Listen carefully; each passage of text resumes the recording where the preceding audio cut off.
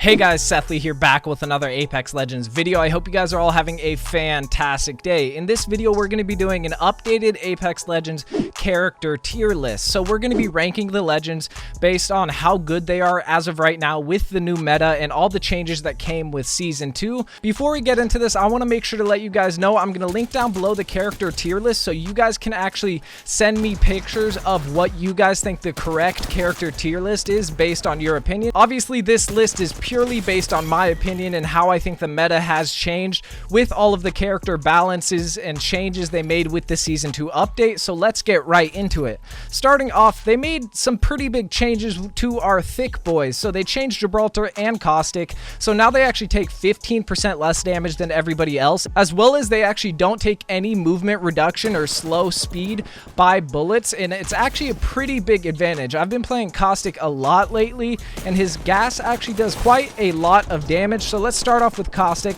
I think he deserves at least an A tier. He might actually get moved up to an S tier just because of how good his passive is, with the fortified passive taking less damage as well as having to not take any slow or movement reduction from the ammo. So that's actually pretty useful.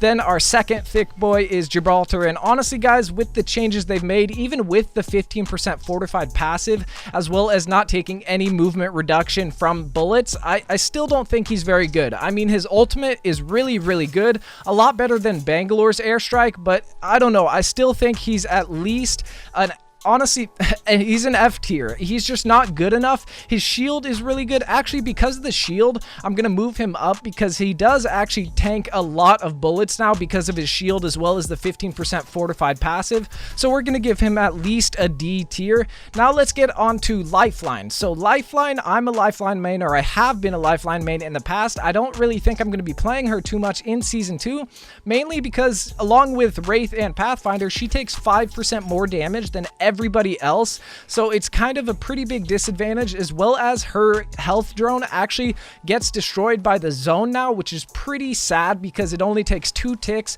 for the health drone to actually be destroyed by the zones. So that's pretty sad because her drone was really useful when rotating and you were stuck in the zone because you could constantly heal while you were taking damage from the zone, but you can't really do that anymore. So I'm going to move her down to a C tier. She used to be at least an A or an S tier just because of her passive, but honestly, I don't think she's that great anymore. Now let's get on to Bloodhound. So Bloodhound is honestly really good now. We've all been waiting for a buff to Bloodhound's tactical, and we did get one. So it actually tracks people through walls, as well as you can track footsteps for 30 seconds longer than previously before with the passive. So it is a pretty big advantage and a pretty big buff that came along with Season 2. So honestly, I really do think Bloodhound deserves at least an S tier because of the fact that the tactical actually tracks people through walls, as well as it shows up for your teammates. It can be really useful in certain situations. So I'm just gonna say Bloodhound is an S tier as of right now. Obviously this could change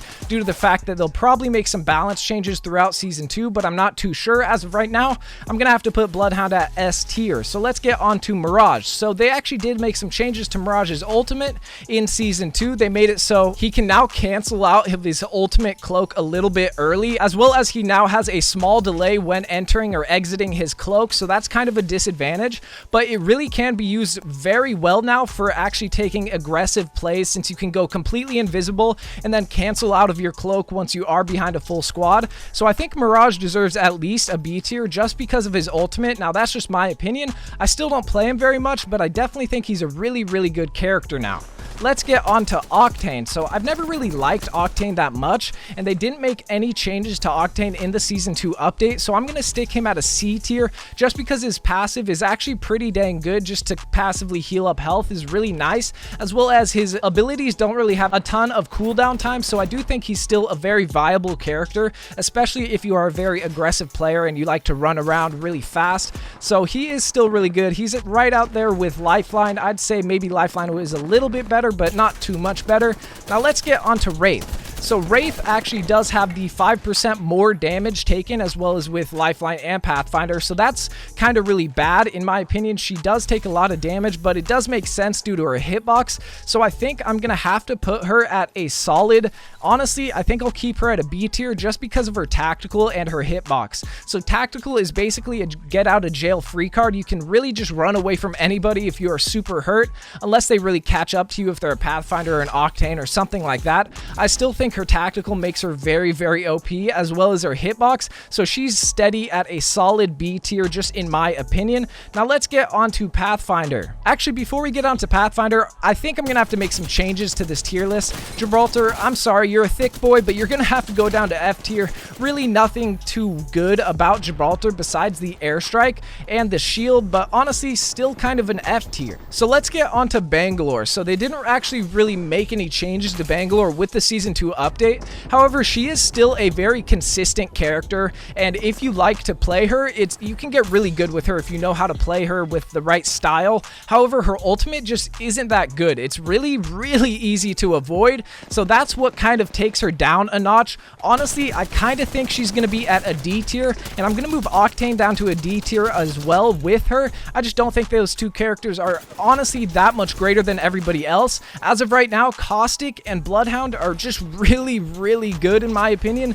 It's honestly kind of OP just because Caustic actually has that no movement reduction by bullets, which is really, really helpful, as well as he takes not really any damage. With that 15% is actually a pretty good increase and a good buff for Caustic, even though he is still pretty thick, so he's still solid at A. Let's get on to Pathfinder. So Pathfinder is still really good, although they did change his hitbox so it isn't as OP as it was before. He's still really good. He's one of the fastest characters in the game movement based. Personally, in my opinion, he's the best for rotations. Honestly, he's a lot better than Octane and Wraith for moving around, I think, just because the cooldown on his grapple is so low, as well as everybody can use the zipline, and the zipline's cooldown isn't really that high as well. So I do think Pathfinder's still really good, even though his hitbox is actually accurate now. So I think he's going to be at a solid C tier. I still really, really like him and play him a lot, but I just don't think he's much better than Caustic or Bloodhound as of right now. Okay, now here's the interesting part. Let's talk about Watson. Watson's the completely new character in Season 2,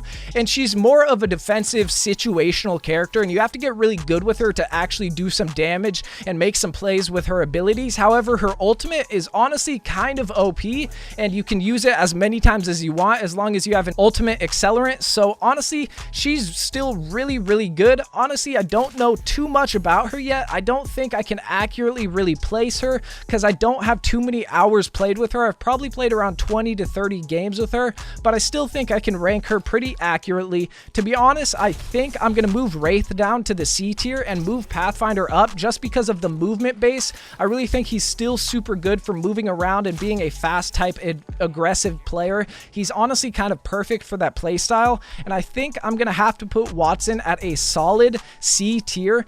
Along with Wraith and Lifeline, she's still really good, but not the best, and I still kind of think she's better than Bangalore as well as Octane, but I'm not too sure. Make sure to let me know down in the comment section below if you guys think my tier list is super inaccurate. I know I'm probably going to make a lot of people mad with my Caustic and Bloodhound choices, but I really do think they're the top two characters. Honestly, I'm kind of making a change right here. I think those two deserve to be S tier. I honestly think Caustic is easily an S tier character right now, and I'm going to move Pathfinder up to an A tier, even though he does take 5% more damage by every other character. But honestly, it's not that bad, and his hitbox is still really hard to hit, so he's easily an A tier in my opinion because I still use him a lot.